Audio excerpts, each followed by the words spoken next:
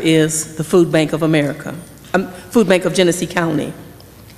There are a lot of obligations he's obligating them to do. And one of the things they want to do is build a parking lot. This has been going on, this just didn't start. This has been going on for over 3 years now. 3 years ago, they came to us and they asked us, told us that they wanted our park, and we told them we had a plan, we were doing a plan. And in our plan, the park is really important in the plan. And we told them what the plan was. And sitting at that table in Brennan Center, he told me that the Mott Foundation was supporting him and that he was going to fight us and he was going to get the park. He has met with me, Naira, and some other people a total of 4 times. He met in my office. He brought his president of his board to my office. And we told him that if it came to the point where we couldn't do anything about him getting the park, then there were some things that he needed to do to improve the park. But as it stood, we knew what we wanted to do with our park. We met with Downtown Reinvestment with Mr. Miller, Dwayne Miller. We had a meeting with him. And Mr. Brown was there. And Mr. Brown knew that we did not want to give our park up. But he told Mr. Miller to get it done.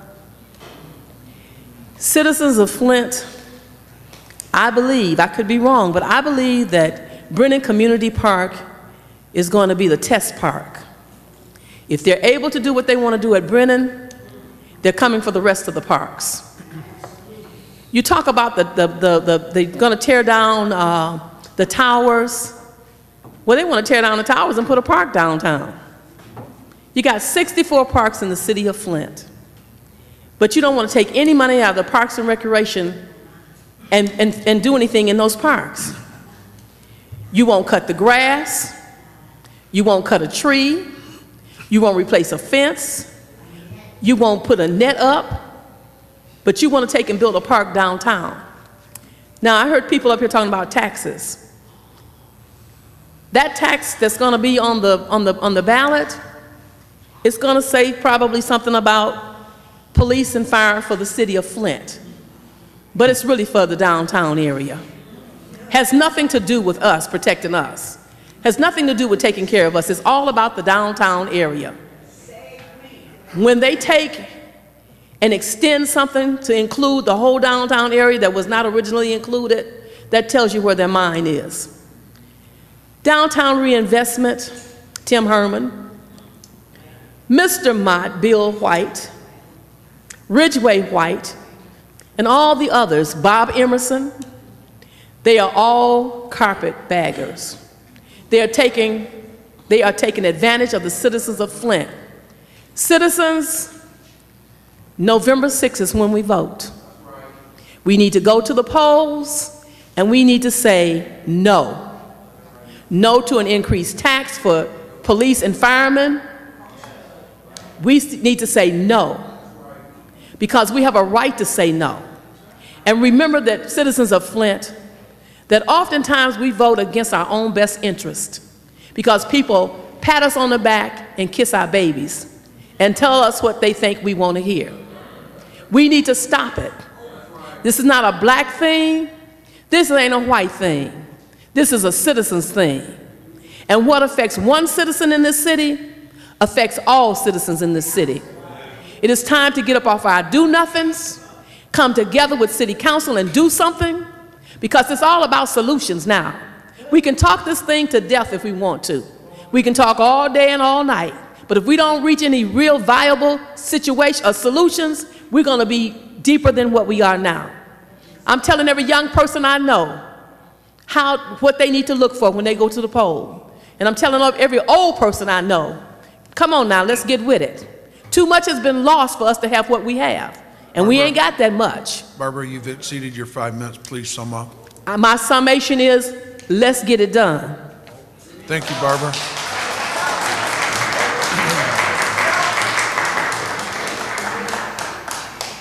Our next speaker, Madam Clerk. Lee Black. Can we get the Doris downstairs on the line, please? It should be. I had to have one on hand. think Mr. Brown got rid of all the maintenance people.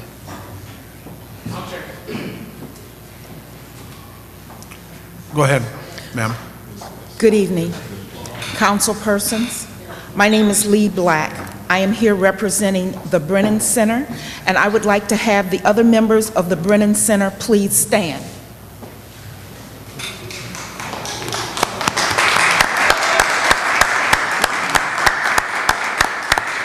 Thank you. As property owners in the city of Flint, we provide over $1.1 million to the county senior millage fund. This started in 2006. This fund is managed and dispensed by the Office of Senior Services with oversight by the Genesee County Board of Commissioners. The funds are provided for senior citizens of Genesee County with services which include senior centers that enhance the lives of senior citizens throughout Genesee County. During the first week of November 2011, there was an act of vandalism to the heating and air conditioning unit of the roof of Brennan Senior Center. After the vandalism, the City of Flint Maintenance Department made a few repairs to the unit. To this date, the unit is not fully functional. Part of it is not workable at all. There were estimates given to the city, and presently I think that there's a quote for over $30,000. The seniors have, do you remember those hot days that we had, 100 degrees? Can you imagine what it was inside of a building? There was no air conditioning. With no air conditioning, that is, many health departments have reported that when seniors are subjected to overly hot conditions, that is a health hazard. In some instances, that also can be known as elder abuse. Let's think about that. Who was responsible for that? Remember, it happened November 2011. Here we are in August. We have been assured that this will happen by the end of the month, that the unit will be repaired, and we are just waiting on some cages to go over it. As we speak, we, the citizens of Brennan community, we share a responsibility with the Flint Police Department, the Maintenance Department, when emergencies occur to the building. We will help, but we are quite concerned about the police not responding when there is a vandalism or destruction or theft to the building. We have made we have secured the building, and we will continue to make all of those efforts. Excuse me, just 1 second. I don't want to interrupt, but the motorcade is just now passing, the motorcycle motorcade with collision shields, and the caravan is coming down the street just now on Saginaw Street, right here to my left. If you guys want to look at that, several motorcycles and police escorts. Sorry for the interruption. No problem. Thank you, Councilman Neely. There have been several letters written to the staff of the emergency financial manager. We have been assured that the air conditioner will be repaired. We have enhanced the security of the building. Council, you personally, you have assigned people to many of the boards around the city. This council has provided people for the VAAA board. You provided people that sit on the land bank. With that amount of money, $1.1 million going to the senior millage, can we get someone to at least attend the meetings? $1.1 million of our tax dollar goes there, and no one attends the meeting from the city at all, the city administration, the council. That to me would show an interest, that you are interested in what's going on there. Tomorrow, there will be a meeting at 1:30 with the Office of Senior Services. This meeting is regarding the senior cash advance, which it was recommended that that be denied to the city of Flint. We will have a meeting with the senior director, and we are looking forward to someone attending that meeting. Thank you. Thank you. Mr. President, Yes, Councilman. Miguel. the Brennan Center happens to be in the 7th Ward, and I have been involved with trying to set up meetings with the emergency manager between Lee, Deborah Holmes, Mike Brown, Pat Gerace, and myself.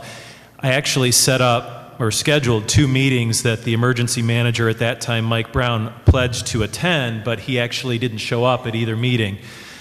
So we ended up having to talk to Pat Gerace and a gentleman, I think, from the custodial or maintenance staff. Last Thursday, I talked to Howard Croft about the air conditioning situation at Brennan, and he did indicate that they were moving forward with that, and the issue is a matter of security and getting some cages for the new air conditioning unit. So I have been in touch with the administration, even though the emergency manager has sort of not taken an interest in this particular issue, and I'll continue to work with Lee on it. Thank you. Thank you. Our next speaker, Madam Clerk. Doris Jones. Mrs. Jones.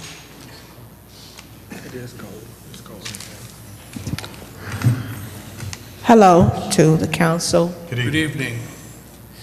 I am here because I was so glad to see you guys on the same page. Now I'm hoping and praying that you are on the same page about Brown and things that he initiated. We need to come together and help the people in this town. This is really ridiculous, especially about our water bill, and then about taxes for some lights that we don't even have. So we need to dismantle the things that he has put in place. This is very important for you all to stick with what you're talking about today. I like what Ms. Poplar was saying. We need to get so fired up that we will do something and not just sit here and talk about it, but be about it. I like that situation with Clarissa Shields and how she fought and she won. And if we fight, we will win. But we have to fight. We have to fight because the things that he has done does not even make any sense. Why would you hire people, giving them 6 figures pay when the city is in a deficit? It doesn't make sense. Why would you overtax us and yet have people working, but who's paying them? It doesn't make any sense. So I came here today to ask you all to stay on the same page together. Begin to work that work, fight that fight. Do what it takes to help the citizens in this town. You were elected to do that. And we need somebody that is going to push past all of this and initiate some things for our young people. Do something for our young people. I mean, what is it, another park? We need to have some things and programs in place to help our young people and the social problems that they're dealing with. Now, you can't stay on this same page. You're going to have to get off of it. So when you get off, already know that we need the safety. We need it. We need it. Okay, we got too many break-ins. We got too many robberies. We got too much crime happening in our community to not have the safety looked at. And I came here before, and I told you all about the people breaking in these houses, call themselves scrapping them.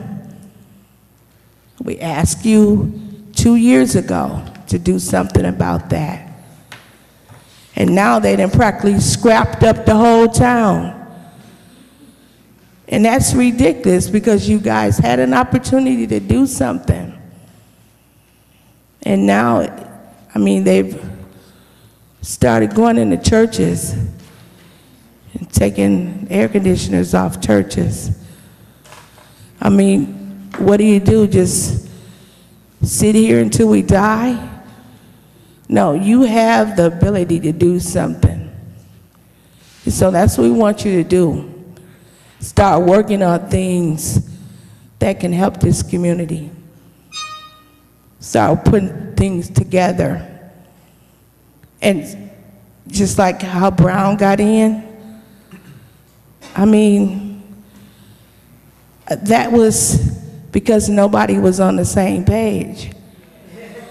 And so you got to stay on the same page. You got to focus, you got to come together. You got to work this. Mrs. Jones. You got to do this. Mrs. Jones, you've exceeded your 5 minutes. Would you please sum up? Okay, the summary is stay on the same page. Okay, fight that fight, work it. Thank you.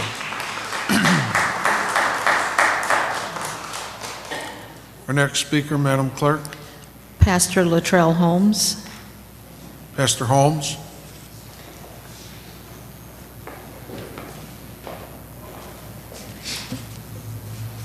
Good evening, Honorable City Council. It is good again to be before you and to see you seated where you rightfully belong, in the seat of power, as we have elected you to the 9 wards to represent us in this great city of Flint. Again, I stand before you to implore you and to beseech you to continue to oppose, under the order of the Michigan Supreme Court, any and all orders that was issued pursuant to Public Act 72, as Public Act 4 clearly states on its last page that Public Act 72 was repealed, as Public Act 4 was enacted on March 11th, 2011. I also am asking, again, as has priorly been said by the other speakers, that we oppose and stand united in opposing what I believe was inappropriately placed before the voters, or will be inappropriately placed before the voters, the vote on the public safety millage that will come up in November. It is my opinion, and I would ask you to seek legal opinion on it, that the manner in which that ballot initiative was put on the act, or put on the ballot by the emergency financial manager, violated the process that such an action would normally take had you as a body been in power, and has there been a sitting mayor been in power in presenting such a ballot initiative, particularly related to taxation to the citizens of Flint. I believe that, as was asserted in Detroit, that there was a violation of the Opens Meeting Act and the processes, the due processes that it should go through, and being properly presented through you to the citizens, and finally to our beloved city clerk. And so I'm appalled by it. As many of you know, I started out this journey with Mr. Brown as a member of his advisory council. It was at that time that I was convinced that the city had a fiscal problem. Along the way, my opinion of that changed.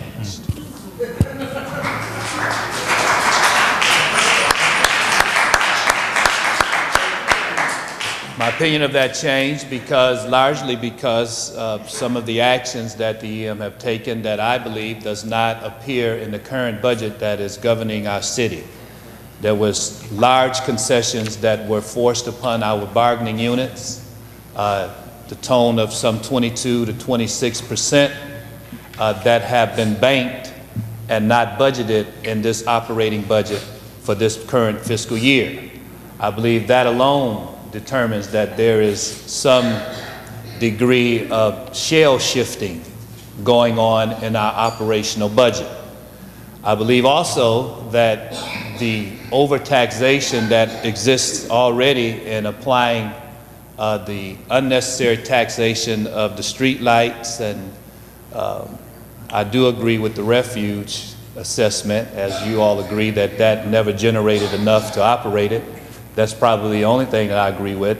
But the other taxation, particularly the water rate increase, also I believe if you look into those numbers, you will find that there is a number of inconsistencies there that does not warrant our city being under the type of fiscal stress that they had convinced me of in November of 2011, but that I saw the light in March of 2012 that does not exist in the city.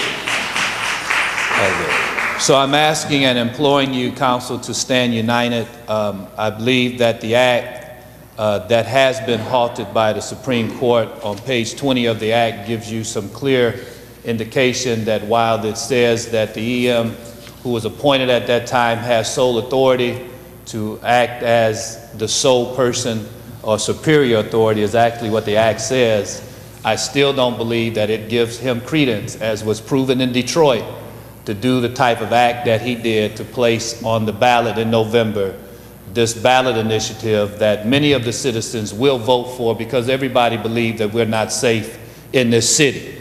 But I believe that it was placed on there inappropriately and that it should be overwhelmingly voted down until it can be presented properly to the citizens of the city of Flint, and that we have got enough evidence to support this in a reduced, hopefully reduced, period of taxation. Finally, I would ask that the citizens join many of us on Wednesday of this week in going to Lansing, where we would lobby again our state legislature. Buses will leave from the Kmart on Miller Road at 8:30 a.m. and we are hopeful that enough citizens of the city of Flint would go along with us so that we can knock on every 110 doors of the State House of Representatives and all 38 doors of the Senate chambers and let them know how we are not going to take this type of abuse and disregard for democracy, not only in the city of Flint, but in the state of Michigan. God bless you. Thank you.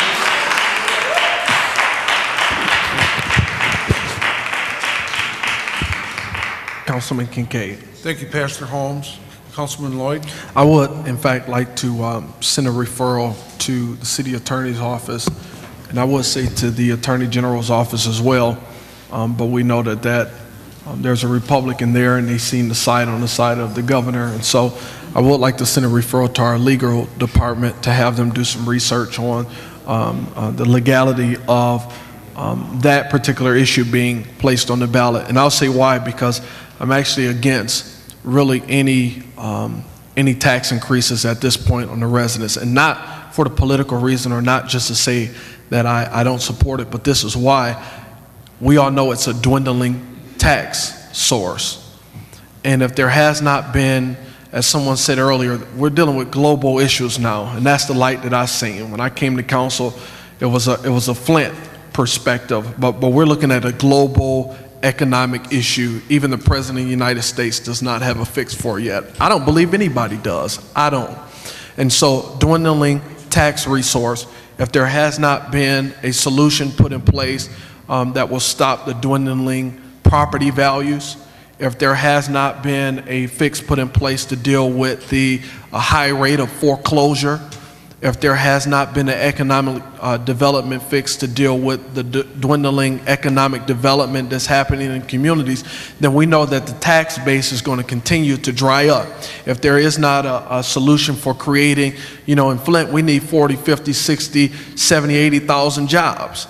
And so if there is not a solution for that, to ask the residents for a mill increase for public safety is really sending a false sense of promise or hope or whatever it is. Because even if it's placed on the ballot and it passes, and even if they are able to bring back 54 police officers, we know just by looking at the historical data relative to our tax base and the tax revenue that comes in, we know that it's only a matter of a year before a few of that 50 is laid off again. And so if it's a 4-year mill, Mr. President, Council, that's passed, we all know that if the millage is for 4 years, it's out there with the promise of 4 years, there'll be 55 officers. What happens next year when you got to lay off almost half of them? And so that's the reason why I'm against it. There are some other things that can happen. I actually like the idea of council, like the idea of service fees, and we talked about that in our meetings before, because we know if it's a set amount, we don't have to worry about that going down. But to ask the residents for additional dollars that they A, can't afford, and B, we can't promise a level of service for, I think it's terrible and misleading. So that's my referral. I'd like to see the legal department do some research into the legality of that, and then bring us back a recommendation as we think as to what we can do for that. Thanks. I'll recognize that referral and so order it. Councilwoman Poplar. Thank you, Mr. President. Also, maybe you can do this referral to the legal department. It seems that this millage issue falls up under discrimination. And the reason why I make that statement, you're asking some people for a millage, raising their taxes, and then you have a group of people over here and you're giving them a tax break. If you treat all the people the same, then it shouldn't be that discrepancy. But to me, you're splitting the people up. You're asking the least of these for more, and those that have, you're giving them all the luxuries. So it falls up under, to me, that's discrimination. I agree. So that's Jackie Poplar's opinion. But I just call it, that's the way the horse looked to me in this race. It's the D horse. Thank you. Thank you. Anyone else? I just want to comment on Pastor Holmes' comments. I believe that this was just a shell game. Make the residents pay more, take the money that's already committed out of the general fund into the police department, relieve that money, put it back into the general fund, and apply it for more administrators here in the city of Flint. Mr. Brown has done that since he's been here. We've got a number of departments with 2 department heads that we've never had before. You know, Department of Community and Economic Development, Human Resources, you know, the list goes on. And I think it's time that we uncover the shells and let the public know what the dollars are going to be used for and where they're going to be. Mr. President, one more referral. Councilwoman Poplar. They did. They just hired a deputy treasurer. You got a treasurer. You have no money. So why do you need all these people? And then on top of that, if we're broke, what fund are you paying this new person out of? Because I know for a fact they got a big fat raise. In your referral So is? pie in their eye and their pants are certainly on fire. Mr. Brown. Thank you. Thank you. All right, our next speaker, Madam Clerk. Alex Harris. Mr. Harris. I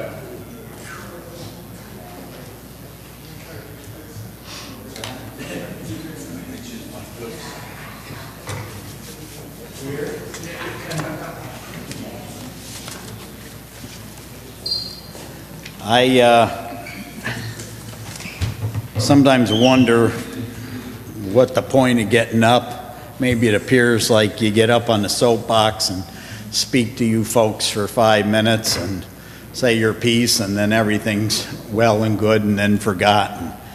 There's nothing particularly profound, I guess I'm going to say, but I'm glad I heard what you had just commented to, Mr. Lloyd, about the shell game going on with this latest tax increase that's proposed for police. Now, nobody here, I imagine, believes we don't need more police and want to support our police department. But the reality is, ladies and gentlemen, reality is that this community, probably as impoverished or at least as economically challenged as any in the entire United States, has probably suffered a greater tax increase, a greater tax burden in the last year and a half than any community I can think of. Now think about it. In the most depressed or challenged economic environment, you're going to look to raise taxes in a community where the citizens of this community are leaving because of greatly diminished services and greatly increased tax burdens and the social ills of the community. How on earth are these things combined with huge, in the last 18 months, an over 110% water rate increase? Over 110% increase. As I said before, somebody who'd been paying on average around $50 a year before the increases would be paying over $105 a month now. That's $650 to $700 a year more. Call it user fees, use whatever euphemism you want. That's a huge tax increase. If you had a $100 water bill per month, if you had a family of 4 or 5 or whatever, you'd be paying over $210 a month now. That's $1,300 to $1,400 more a year in cost. And it doesn't discriminate, ladies and gentlemen. It doesn't matter if you're the poorest of the poor or you're living in the highest and the wealthiest. If you're somewhere in between like a schmuck like me, you're paying huge tax increases. And ladies and gentlemen, forgive me, because I'm not speaking to support Republicans. I'm not speaking to support Democrats, Obama, Romney, or anyone else. They've all failed, in my opinion. But let me tell you this. The real failure is a community and a governor that would sit there and allow these huge, huge increases in the city's cost heaped on the citizens of this city. If he did this in the rest of the state, if he did this across the state from Traverse City to Monroe, to Grand Rapids to Port Huron, there'd be a recall not by liberals, not by Democrats, by the most conservative and fiscally responsible. They would throw him out in a heartbeat. And I'm not getting into the Republican and Democrat thing. What I'm trying to say to you, ladies and gentlemen, there are Democrats downstairs. There are Republicans downstairs. They're all, these guys, we use these things like carpetbaggers. Yes, that's a good term. These guys are the most self-serving, greedy individuals. And what's happening, and give it a thought, and even you folks, give it a little bit of thought. What's being proposed with